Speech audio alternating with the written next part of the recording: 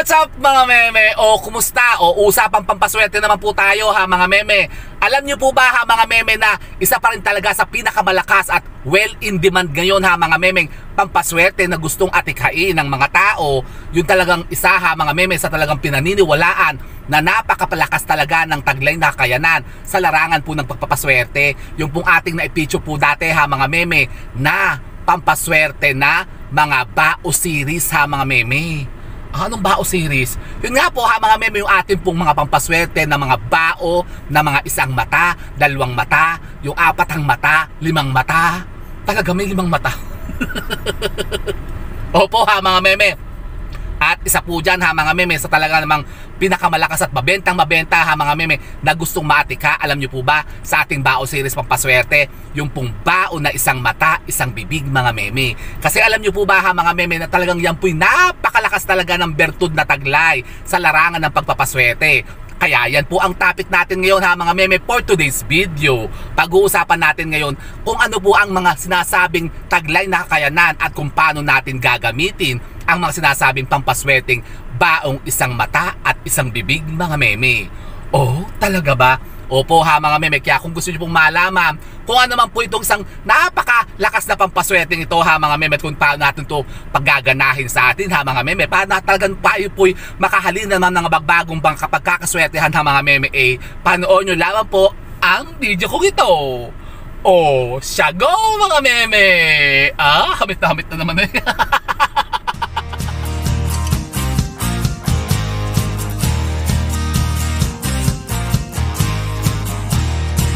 So yun na nga po ha mga meme, mabilis lang po ito kasi i-wrap up lang po natin ngayon ha mga meme. Kumbaga i-refresh lang po natin yung ating past video po ha mga meme tungkol dito sa isang napaka-powerful na pampaswerteng ito. Kasi ha mga meme, gagawin lang po natin siya ng refresher video ngayon ha mga meme. Kasi talagang napakarami pa rin talagang naghahanap dito sa talagang nagre-request sa atin na makakuha to ha mga meme nung ating pampaswerte na ipiniture noon ng mga bao series ha mga meme. At isa nga po dyan ha mga meme, yung ating baong isang mata, isang bibig mga meme. Na talagang isa rin po talaga sa pinaniniwalaan na napakainam naman po pampaswerte ha mga meme. Kung kayo po'y mahiling magbenta, may mga negosyo, kung kayo po'y lagi na lamang may mga tinatransaksyon, at kung kayo po'y mahilig mangakit ng tao. Talaga ba? O mangakit ng tao? Para saan? Yun nga po, para kayo bumenta ha. Para kayo po'y magkaroon ng mas maraming mga kliyente, parokyano na bibili sa inyo sa mga businesses po ninyo.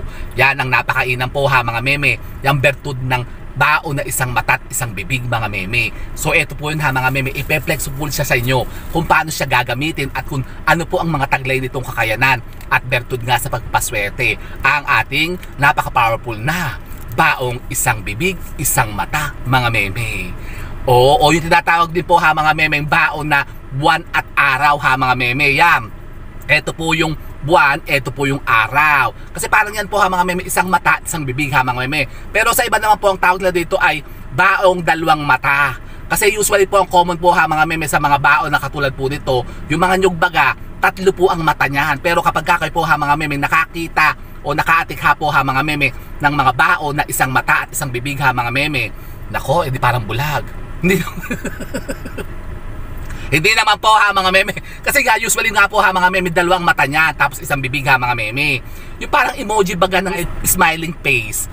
Yan, ganun siya ha mga meme. Pero ito po ha mga meme, kakaiba nga.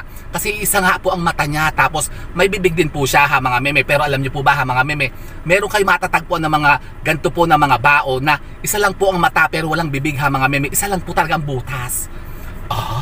Anong naman yun? Ay maganda rin po yun ha mga meme sa larangan din po ng pagninegosyo. Kung kayo po ha mga meme makakatikha nun.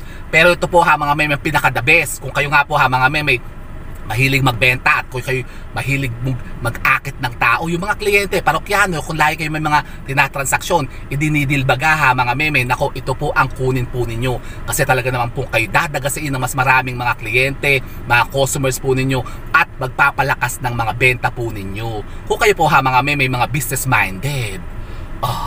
Opo ha mga meme. Pero kahit naman po kayo po ha mga meme, walang mga businesses ha mga meme. Bawa kayo po yung mga tinatransaksyon lang, bawa kayo po yung mga services. O bawa kayo po yung mga Yan, mga lawyer kayo, yan, abogado, ganyan, doktor. Yan, kayo lagi ha mga meme ang hamit na kumbagay pupupugi na pagkakaguluhan. Kapag kayo po ha mga meme meron nito. Yan, paano ginagamit yan? Ganito lang po ha mga meme, kayo po mag-aatikha lamang po nito ng ating baon na isang mata, isang bibig ha mga meme. Tapos ito po ha mga meme, ganyan. Tatalian nyo lamang po siya ng ribbon na pula. At saan natin ito ilalagay? Ito po ha mga meme, ilalagay lamang po natin sa harapan po ng ating mga main door. Sa may bandang itaas ha mga meme, sa mataas na lugar ha mga meme. Pwede po natin isabit po to ha mga meme sa ating mga kisame o sa ating mga, yung mga matataas na lugar ha mga meme. Mas maganda po ito ilagay sa ating mga altar. Lagyan nyo po dyan na mga may patungan baga. Tapos dapat po yan mga may nakaharap sa may pintuan. Ganyan o. Ang bagay parang sinasagap na niya at inaakit na niya ha mga meme, mga positibong enerhiya na yun nga magbibigay sa inyo ng mga kaswertihan nga ha mga meme sa pagninegosyo, pagbebenta at pag-akit nga ng tao. At alam niyo po ba ha mga meme, meron isang napakainam na paraan para kayo po ha mga meme talagang mabus ang kaswertihan po ninyo. Kayo po ha mga meme maglagay po ng mga konsagradong mga baon na isang mata, isang bibig ha mga meme sa bahay po ninyo. 4 na piraso. Oh, yung nakonsagra na po ha mga meme, yung po parang nakargahan na ha mga meme, nadebosyonan na. Meron ganyan ha mga meme kasi yung mga ganito po ha mga meme, inuorasyonan pa kasi yan bago gamitin. Mas mainam po ha mga meme kung kayo po makakakuha po ng 4 na piraso po ito. At yan pong mga bahay po ninyo ha mga meme, lalagyan nyo po sa 4 na sulok ha mga meme. Sa 4 na sulok po ng mga bahay po ninyo, maglalagay po kayo ng mga baon na isang mata, isang bibig ha mga meme. At makikita nyo talagang kayo naman po'y puputusin na talagang kayo dadaga sa Indian ha mga meme ng mga sinasabing mga kaswertihan na unimaginable at hindi nyo inaasam-asam ay talagang kusang dadating sa inyo. Talaga ba? Opo. Talaga ba? Opo ha mga meme. At alam nyo po ba ha mga meme, isang napakainam na paraan sa paggamit po nito. Mainam na mainam po ito ha mga meme kung kayo po'y magpapatayo ng mga bagong mga bahay, mga bagong construction ha mga meme ng mga building. Ito pong mga bao, isang mata, isang bibig ha mga meme. Ito po'y ibabaon po ninyo sa mismo pong yung lote o yung mismong building po ninyo ng bahay ninyo ha mga meme. Malapit po sa may main door. Doon nyo po ibabaon ito ha mga meme. Kasapat po ng mga iba natin mga pampaswerte, yung mga ginagamit natin mga pampaswerte na inululubog sa ating mga, yun nga, mga properties na yung nag-groundbreaking tayo ha mga meme kapag tayo nagpapatayo ng mga bahay. Yan, katulad ng katulad po ha mga meme ng mga barya, ng mga pampaswerte ng mga musical notes ha mga meme. Yan, yung mga titulo ng lupa, yung mga kopya po ng titulo ng lupa ha mga meme, yung original. Diba, syempre, kailangan nyo ng titulo ng lupa. Tapos yung mga pampaswerte ha mga meme, mga dahon ng laurel, yan nga, yung mga aras ninyo, yung mga pampaswerte na ibinabaon natin ha mga meme kapag kahit tayo nagpapatayo nga po ng bahay ha mga meme. At isa po ito doon, ang baon na isang mata at isang bibig ha mga meme, napakainam po na inilulubog po yan ha mga meme sa bagong ipapatayong mga bahay. Para kayo talaga namang magiging maswerte at sasaganain talaga kayo ng kaswertehan ha mga meme sa buhay po ninyo. Ganun ba yun? Opo ha mga meme, kaya napakarami pa rin po talaga ha mga meme ang naghahanap po nito, talagang gustong makakuha nito ha mga meme, yung pampaswerte na nyug na isang mata at isang bibig mga meme. Pero marami po ang nagtatanong sa atin ha mga meme, ano naman daw po yung bertud daw po nung nyug na walang mata? Nako, pwede rin ba daw yung gamitin ha mga meme sa pagninegosyo? Hindi po yan pwedeng gamitin po sa pagninegosyo kasi sabi nga po, wala siyang mata ha mga meme, wala siyang kita. Opo ha mga meme, hindi po yan pwedeng gamitin sa pagninegosyo. Kasi alam nyo po ba ang napaka-powerful na bertud niyan ha mga meme ng mga baong walang mata naman ay napakainam niyang pang yung tagabulag. Opo. Kasi ang pinakamalakas pong bertud ha mga meme ng mga baong walang mata ay yung pong may sa tagabulag.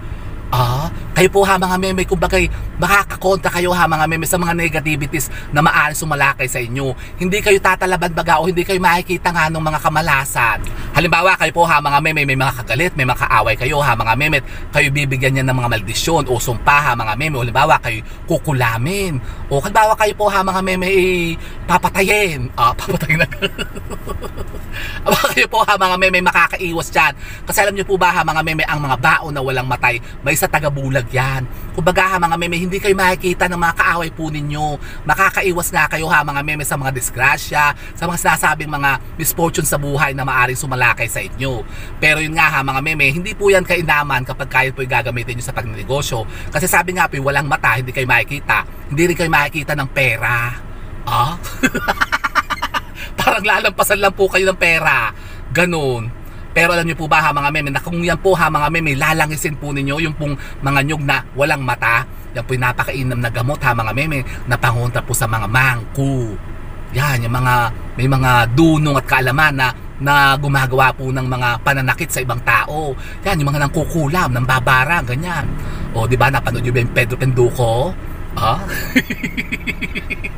Yung ganun po ha mga meme. At kung kayo po ha mga meme, gusto nyo rin pong makaatikhan ito ha mga meme ng ating mga baon na isang mata, isang bibig ha mga meme. Eh tayo po ha mga meme, may mga kaibigan ng mga antingero ha mga meme at mga supplier nito. Galing pa po sa Sorsogon ha mga meme at sa Bicol. Yan, tayo po ha mga meme, pinadadalhan po nito ng ating mga kaibigan na antingero. At ang ating po mga gamit na ito ha mga meme ng mga baon, isang mata, isang bibig ha mga meme, konsagrado na. Kumbaga ha mga meme, ito'y nabasbasa na ha mga meme, na orasyon na ritualan na po ito ha mga meme, kaya ito po'y gagamitin nyo na lang. Opo ha mga meme, at ito po'y available ngayon ha mga meme. Sa mga gusto pong makahatik ha po ito, mag-PM lamang po kayo sa akin ha mga meme. At ito po'y ipadadala ko din po sa inyo ang ating napaka-powerful na pampaswerteng baon na isang mata, isang bibig mga meme. Di ba ga? So ito ha mga meme, kung kayo po yung mga katanungan pa higit po dito sa ating pinicture na pampaswerteng ito, dito po sa ating baon na isang bibig, isang mata ha mga meme, pwede po kayo magtanong dyan. Mag-iwan lamang po kayo ng mga question dyan sa ating comment box, at kapag kayo po yung nabasa natin, yan po yung sasagutin ko din dito. So yun po ha mga meme, sana po may napulot naman kayo mga bagong idea at kaalaman sa pag-attract na naman ng mga bagong kaswertihan. And with that mga meme, keep safe and God bless. Thank you for watching, and don't forget to subscribe my channel. I know you like it.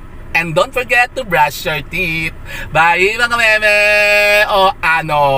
Fresh pa ba kayo? 2024 na mga meme. Fresh pa ba kayo? Baka losyang na kayo ha mga meme. Naku.